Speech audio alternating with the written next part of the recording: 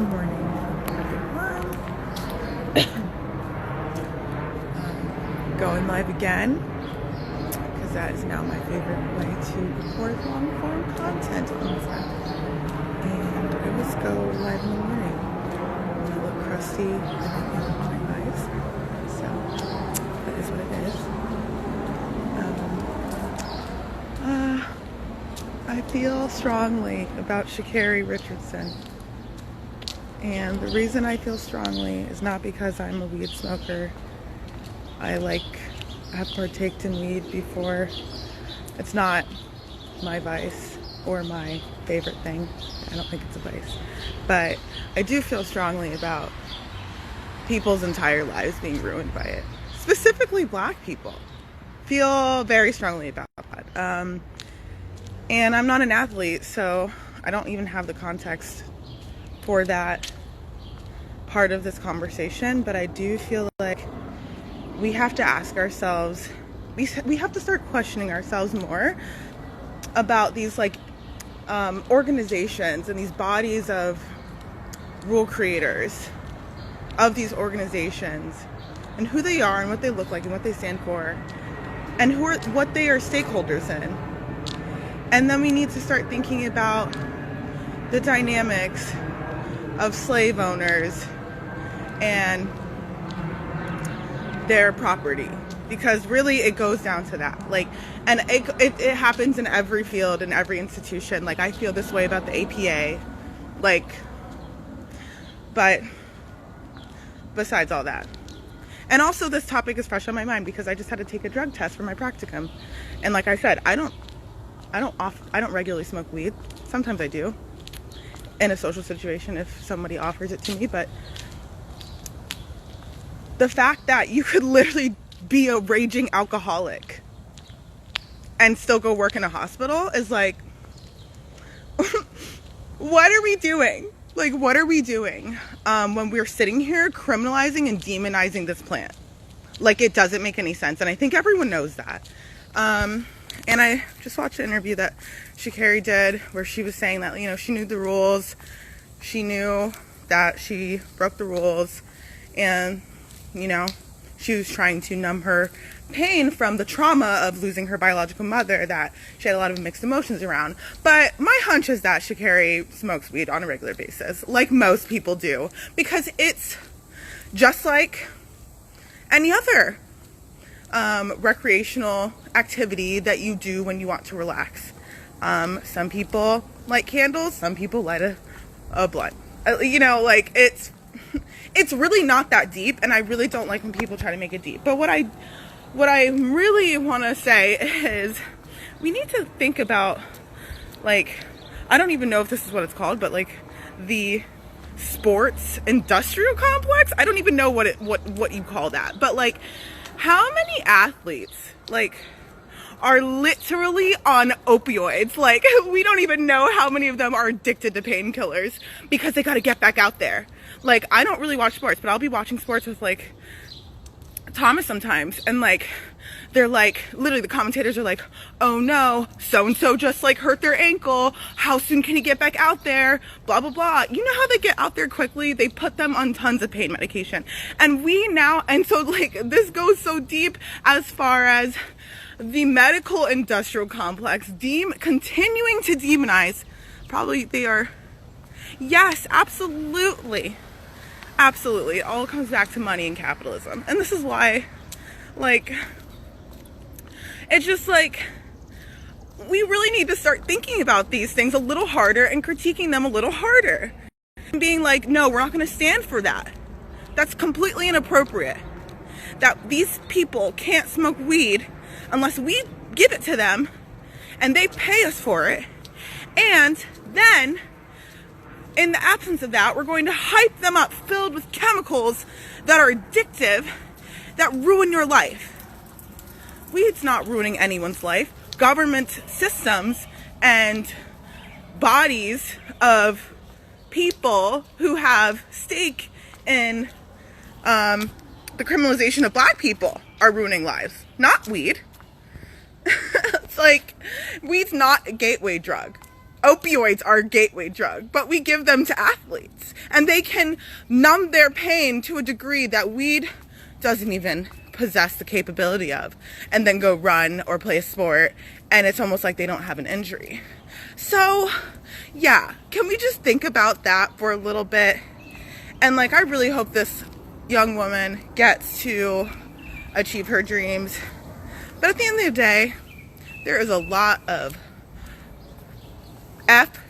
you know what going on in the Olympics, in the sports thing. You saw what they did to Naomi the other day. You saw what they did to Naomi. And that's a whole other piece of this, like, if you're an athlete, you have to be interviewed by people and you have to go to these speaking engagements. It's like, everything's not for everybody. It's all just for the entertainment of white people. Like, I don't even know how else to get down to it. What other career are you like, oh right, you just like ran your heart out on the field, and now you have to stand here and have a camera shoved in your face and talk to everyone and look attractive and look calm, cool, and collective while you're doing it? What other field do they do that? Exploitation. Athletes are exploited.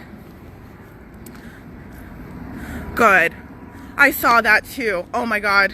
Darshanae, I saw that too. Oh my God. Can we just stop hating on black women? No, we can't. And I come back to this all the time. I forgot who said it. I forgot who said this. I think it might have been, I gotta go look, but some black person whom I love said, when you liberate black women, you'll finally liberate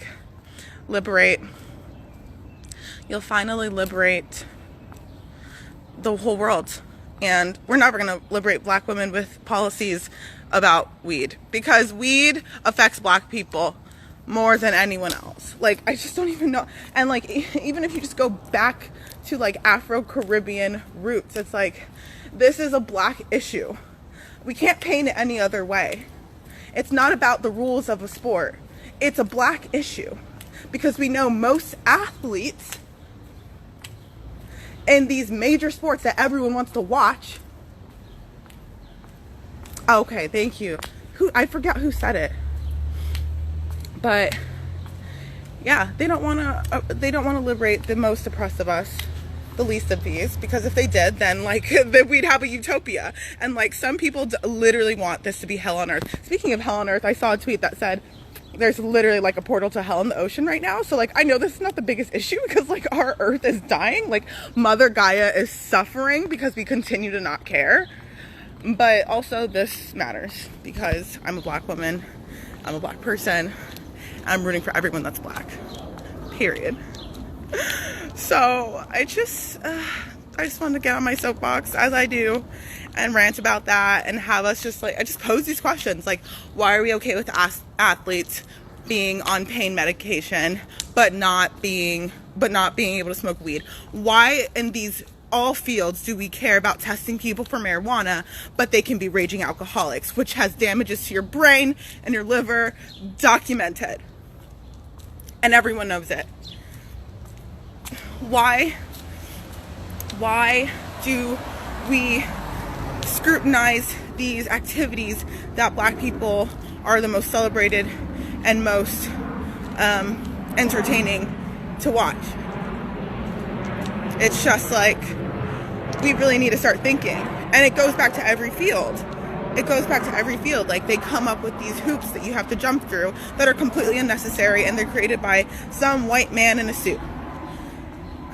And it's just like, aren't you guys tired of this nonsense? It doesn't even make sense.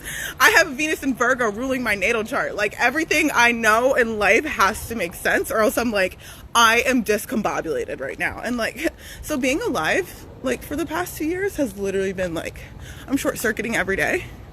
Because like, every day it's something new. Like, if they're not killing little black girls in their neighborhoods, they're just like telling them that they can't like live their lives freely. And like, this weed issue came to the forefront of my mind. Like, weed issue in sports came to the forefront of my mind the other day, because I went to an astrology conference virtually and at the astrology conference there was this former NFL running back named Ricky Williams, who I didn't know because I'm not a sports person, but Thomas, my boyfriend, knew who it was. And so Ricky Williams like left the NFL because he like smokes weed. And I think that's like the story. I don't know the whole story because like I said, I didn't know him before this, but he was saying that in his intro because he like was a keynote speaker at this conference. And yeah, he's like a full-on astrologer now, so that's amazing. I don't know of any other athletes who just like retire from the NFL and they're like astrologers now. But he was talking about how like, you know, he now had this reputation of, oh, my lips are crusty, y'all. I'm sorry, y'all. I just woke up. I'm just doing my morning walk, getting my 2 miles in. But he was talking about how he left the NFL and people are like, oh yeah, he just like sacrificed his whole career for weed. And it's just like, we have to think about how this plant is so indigenous. Like, it's such an indigenous issue. It's such a black issue. And the fact that they have crafted this narrative around it that like people are giving up their lives for this plant, but we don't say that about anything else. It's like, come on guys, deprogram your mind. Deprogram your mind. It's just like, this man literally deserves to smoke the weed if he wants to smoke the weed. And the NFL, who is just like, I honestly see them as slave owners. Like, I don't really care how many like Black Lives Matter initiatives you put up on your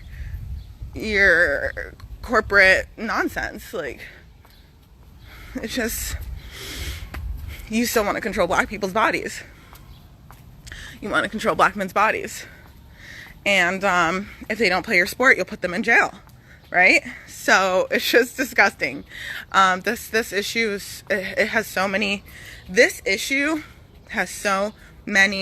roots, and the roots go so deep into the prison industrial complex, where we'll lock you up if you smoke weed, if you're black, into the medical industrial complex, where you know what, anything that's naturopathic and holistic, absolutely fake news, cannot help you. But you know what can help you? Our pain meds, our drugs. Pump you up with them drugs so you can keep performing and not heal, just get numbed out. And then yeah, the sports industrial complex, if that's a thing, is just like, keep on smiling, performing. We're just gonna be all up in your life while you literally exert all of your physical energy. And it's just like, it has to stop. It has to stop. It has to stop. Some of the people who pass these drug tests are literally on cocaine. So can we just like, I'm so tired of the nonsense. Like, make it make sense. And then, you know what? If things make sense, they will inevitably be equitable. That's what I believe. Because there's too many mental gymnastics you have to do to justify some of this gree. So anyways, I am done with that. I'm going to enjoy the rest of my walk. God bless Sha'Carri Richardson and all the other black girls, black women, black people, paving the way for the future. Support all of you.